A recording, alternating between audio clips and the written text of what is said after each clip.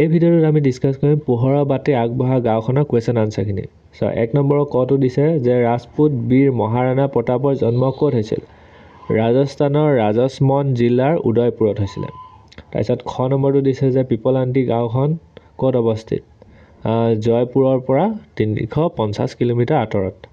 তাৰপিছত গটো দিছে যে কিহৰ বাবে গাঁওখন গ্ৰীনিছ ৱৰ্ল্ড ৰেকৰ্ডত স্থান পাইছে? কাৰণ তাত মাৰ্বল পাথৰ আছে সেইকাৰণে। ঘটো দিছে পৃথিৱীৰ কোনখন দেশৰ পাঠ্যক্ৰমত পিপলান্তি গাঁৱৰ সফলতাৰ কাহিনী অন্তৰ্ভুক্ত হৈছে? এইটো হৈছে ডেনমাৰ্কৰ প্ৰাথমিক শিক্ষা পাঠ্যক্ৰমত। প্ৰাথমিক মানে হৈছে LP স্কুলত। নম্বৰটো দিছে যে 30 ছিষ্টাৰ নামৰ চিনেমাখন কোনে নিৰ্মাণ কৰিছিল? সেইখন কৰিছিলে আৰ্জেণ্টিনাৰ এটা দলে। প্ৰথম চটো দিছে কিৰণ কোন আছিল? কিৰণ শ্যাম সুন্দৰ পালিৱালৰ কন্যাৰ সন্তান আছিল।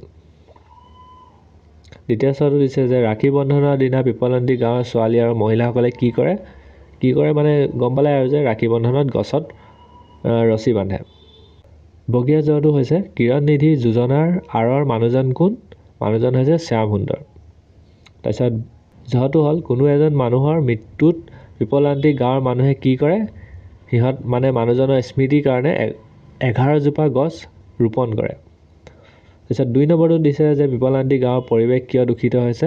লিখি দিবা। এইটো হৈ গ'ল 2 নম্বৰটো। কাৰণ মই লংখিনি কোৱা নাই কাৰণ মই জানো যে তোমালোকে স্কিপ কৰি ভিডিঅ'টো ৰখাকৈ লিখিবা। এইটো হৈ গ'ল 2 নম্বৰ। তাৰপিছত এইটো হৈ গ'ল 3 নম্বৰ।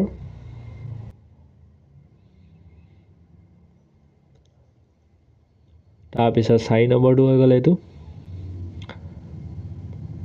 4 নম্বৰটোত আমাক বিষয়ে আমাক 4টা পইণ্ট লিখিব দিছে। তাৰপিছত এইটো হৈ গ'ল 5 নম্বৰটো।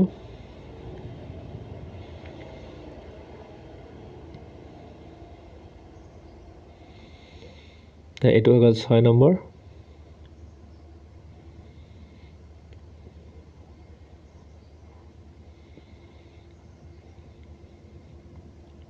এইটো হৈ গ'ল 7 নম্বৰ। 7 নম্বৰটো ছুটি আছিলে।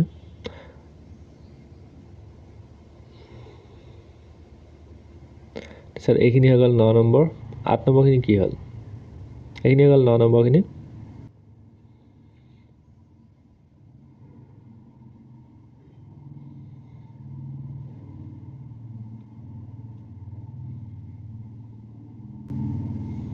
তাৰপিছত 10 নম্বৰখিনি হৈ গ'ল বাক্য ৰচনা।